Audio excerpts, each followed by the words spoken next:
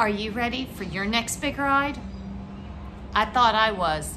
Let me share with you some secrets I've learned along the way on how to have a successful, epic long road trip. Come on, let's talk about it.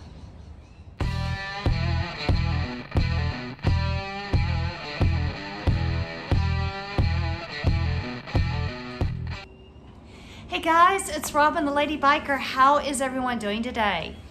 Well, as I was saying, I just came back from an epic, and I do mean epic, long road trip down to Esperance and back with the girls of Glow. And oh my gosh, what a trip that was. I cannot wait to share those videos with you in the coming weeks. However, to get there, it was a long haul for one day. Now, I've been touring on a motorcycle now for truly touring for a little over 3 years. And the longer I've done it, the longer and longer I've been able to go on single stretches. Meaning, when I first started, a 200-mile day was like all I had in me, and that was a tough day. But as I've gone longer and longer, I've learned a few secrets along the way. So especially for those of you that are fairly new to touring on a motorcycle, there's going to be a lot of tips in here. But after I get through this list, any of you that are experienced motorcyclists, especially those of you that do iron butts, where you're doing like those 1,000 miles in one day, please drop down and add anything onto this that you think is a good list or a good add-on to the secrets. So let's start with secret number 1. You have got to prepare your bike. You have got to. There is no way around it. So, let's go back to all of us doing our initial training for getting a motorcycle endorsement or license. The T-clocks, check the tires and wheels, check the controls, check the oils, check the light and electrical, the chassis, the stand. Do a basic overall tip to stern check of the bike. Now, you're not going to be doing this like a mechanic, and if you're going on a super long road trip like I will be in the coming months, you're probably going to want to take it in to have a technician, unless you are a technician, do an overall in-depth check. But also take a few tools, just basic tools, your basic screwdrivers, whatever's going to fit your needs and your knowledge for the roadside. One of the ones we used this weekend was zip ties. Guys, assortment of zip ties are like the most incredible needed thing on the bike, because it will cover a large chunk of, okay, this will get me to the next town where I can get to a auto parts store or a mechanic or something. But take a few tools in your bike. Make sure you're fueled up the day before. Nothing worse than on the to get started and you've got a huge long day and you start out on empty. Just saying, it just takes some stress off. Fuel up. But also with that, guys, look and make sure that you're gonna be able to go long enough on your tank.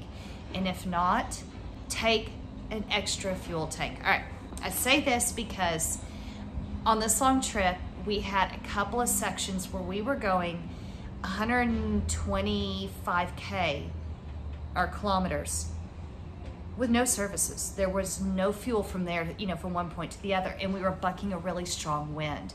So some of the bikes that had the smaller tanks really struggled and had to carry extra fuel. They're not that expensive, they're worth it. A 1 to 2 liter additional fuel container that you can strap onto the bike, drop in a bag, whatever. Trust me, nothing worse than getting on the side of the road and running out of fuel. So secret number 1 is always to make sure your bike is ready to roll. Secret number 2, make sure you're ready to roll. There's a handful of things you can do in the days before to make sure that you are physically ready for those long distances. Number 1, make sure you get plenty of sleep, at least the 2 days before, if at all possible. Get plenty of sleep. It will help to start the day, to start that long trip rested.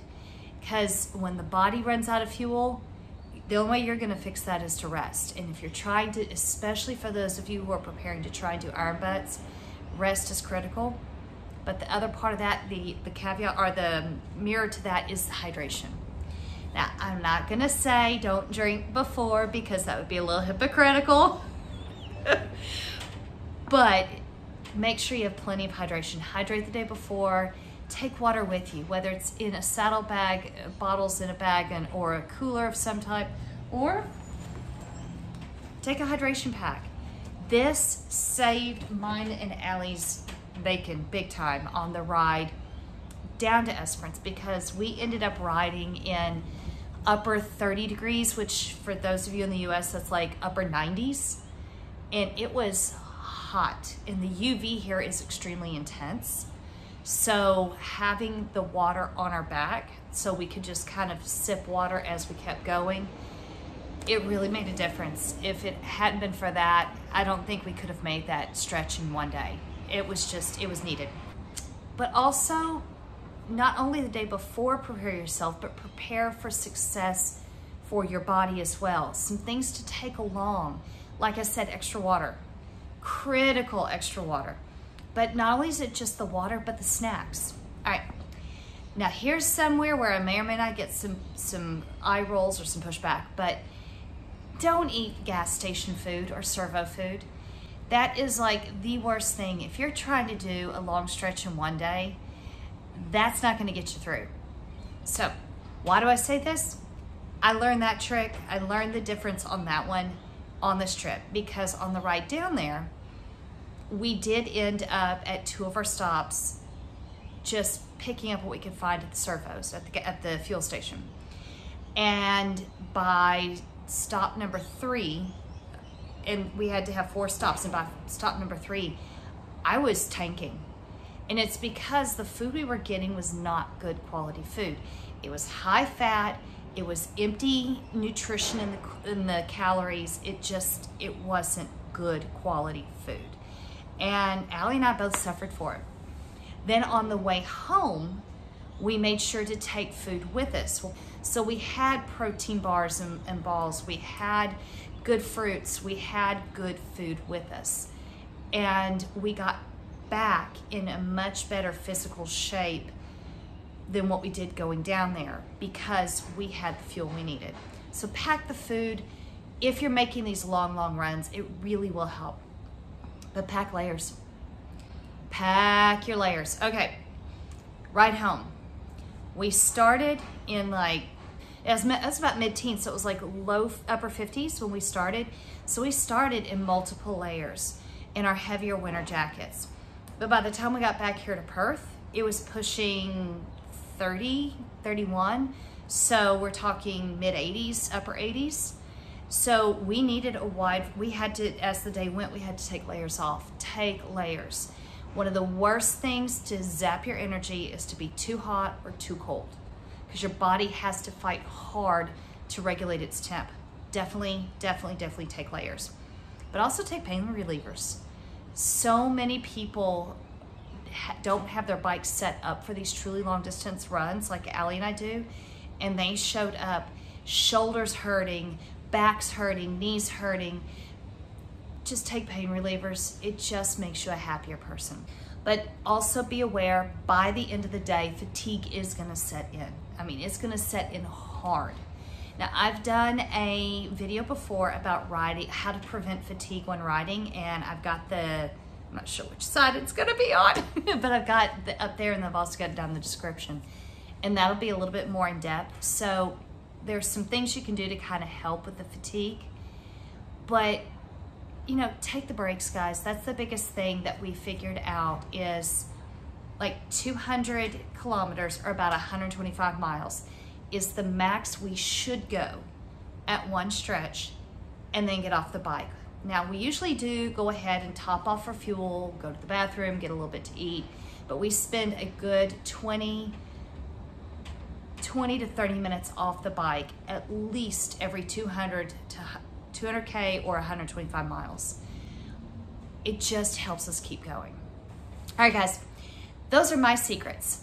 Prepare the bike, prepare the body, prepare to what you're gonna need to take with you to maintain your body, but also be aware of your fatigue levels and what you need to do to minimize them. It's gonna hit no matter what, but what can you do to minimize the effects? Those are my 4 big ones. So guys, like I said, for those of you out there who are used to doing these long, 400, 500, 1,000 miles in a day on a regular, do you have any other secrets you would add? And if you're new to touring and you're trying to extend how long you can go on any given day on the bike, what are some questions you have? And so anyway, guys, just my thoughts. I was hoping to keep this shorter, but typically I tend to go long whenever I'm doing any kind of video like this. All right, guys, so for those of us here in the Southern Hemisphere where the heat of summer is finally breaking and we're gonna enjoy the fall weather, get out and ride. For those of you who have been stuck in the snow for forever, I hope it clears up for you soon. Spring hits and you can start your riding season and use these things to help you have an epic trip. But guys, no matter what, get out and ride. When you do, have fun, be safe, and I'm gonna catch you on the next video, guys. Bye.